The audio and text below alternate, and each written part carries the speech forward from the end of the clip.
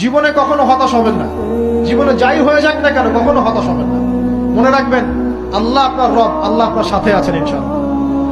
এই সমাজ আপনাকে যেভাবে শেখায়, কিভাবে শেখায়, এই যে স্কুল, কলেজ, ইউনিভার্সিটি, চাকরি, বিয়ে, সন্তান প্রতিপালন, আর তারপর ইন্না লিল্লাহি ওয়া ইন্না ইলাইহি রাজিউন, এই তো শেখায় নাকি?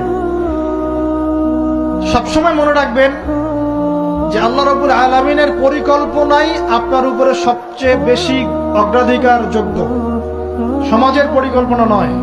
পরিবার আপনাকে চাপ দিচ্ছে, চাকরি পাস না, পড়াশোনা করিস না, হ্যাঁ পড়াশোনায় কেন তুই 80 নম্বর পাইলি না, কেন চান্স পেলি না, কবে চাকরি পাবি, কবে আমাদেরকে দেখবি, খাওয়াবি, পড়াবি, এই যে চাপগুলো চারপাশ থেকে আসে কিনা, এতে করে অনেক যুবক দেখা যায় মাদকাসক্ত হয়, অনেকে দেখা যায় আত্মহত্যা করছে, ইদানিং করছে কিনা ভাই? এই শব্দটা থেকে আমি এই পয়েন্টটা আজকে লিখেছিলাম যে ভুলেও আল্লাহর প্রতি বিশ্বাস এবং তাওয়াক্কুল হারাবেন না। সমাজ যেভাবে শেখায়, সমাজ চারপাশে যে চাপ আপনাকে দিচ্ছে, এই চাপে নিজে গা ভাসিয়ে দিবেন না।